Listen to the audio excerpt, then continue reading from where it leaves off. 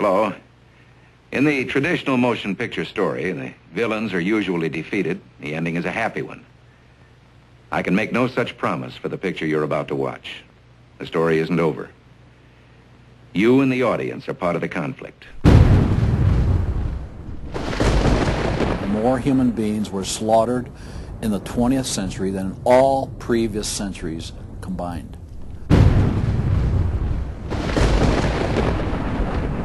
We're talking a congressional record, 135 million dead. Their entire purpose was to detach our culture from any moral anchors whatsoever. You look at the changes in America since 1960, perhaps, the whole culture's been transformed. They're coming out of the belief that the village should raise the child. The village means the government. They have deliberately destroyed the American family, understanding that's the foundational block that builds a society. We've come from Norman Rockwell's America to Hugh Hefner's America. If we lose the Judeo-Christian framework, we're lost forever.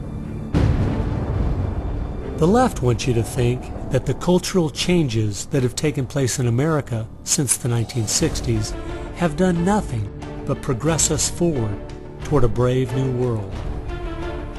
They look at what holds society together, they understand it, but they don't want that. They want change, and they will subvert and rot every good and decent thing we believe in because they have a vision for a new society, and that must mean the replacement of the old society. This film will show that the brave new world they seek is nothing more than the failed policies and ideologies of the communism that enslaved over a third of the world's population during the 20th century. It will show that most people on the left aren't communist, just the useful idiots Lenin spoke of, being used to promote a socialist agenda, which is the first and necessary step toward communism. They basically try to say that the state itself is ultimate, that there's nothing, no law higher than the state, and if there's no law higher than the state, there's no appeal against it. History has proven beyond any doubt that the free enterprise that freedom produces provides more for anyone willing to work than any other system. So why would the left still be pushing their socialist agenda on us? I mean, it's really just microwave communism. There's only two possibilities. They're either ignorant or they're evil. From my investigation over the last 2 years into what has caused America's drastic decline, I'm sorry to say the left won't be able to use the ignorant card. They've left too much evidence of their agenda in their books, articles, and speeches.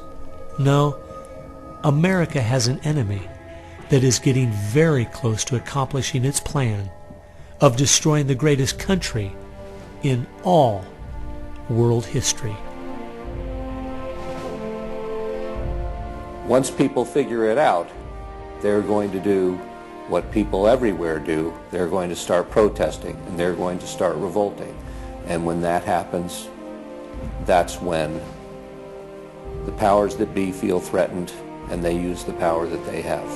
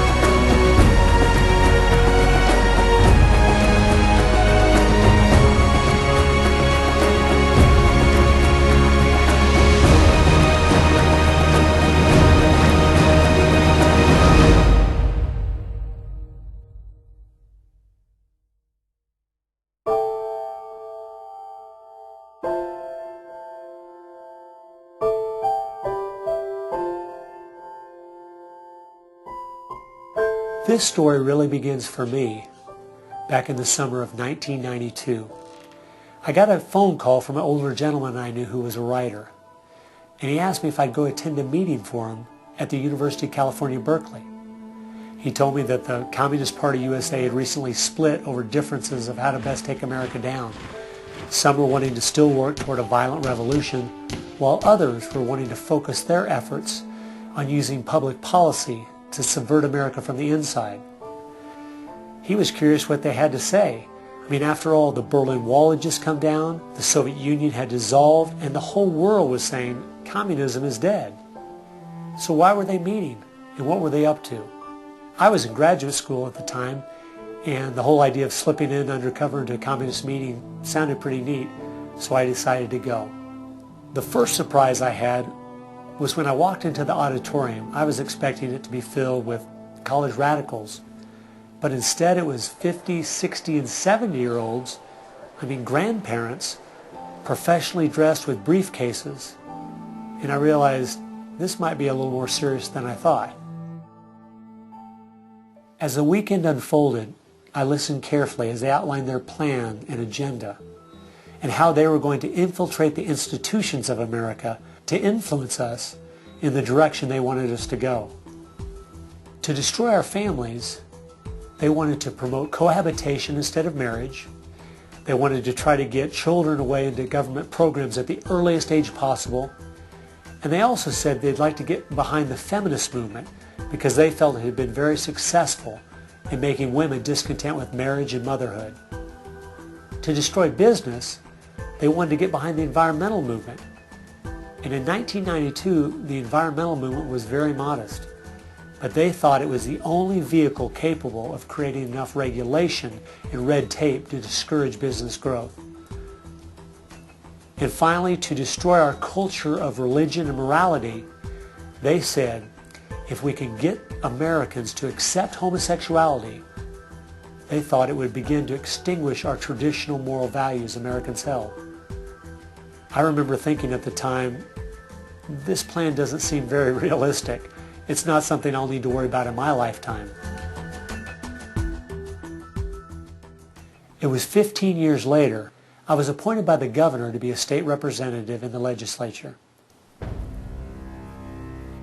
I'd only lived in my district for 2 years, so I thought it'd be a good idea if I wrote a monthly letter to the editor. Each month I wrote on a different topic. In January 2008, as I was contemplating what to write my letter on, I thought back to the meeting in 1992, and I thought of the goals they'd outlined and where America was today, and I couldn't believe how successful they had been. Our families were totally disintegrating. The environmental movement had become the most powerful force for destroying our free markets, and hate crimes legislation was being considered in Washington, D.C. that made it a crime to even say anything against the homosexual movement. I realized people needed to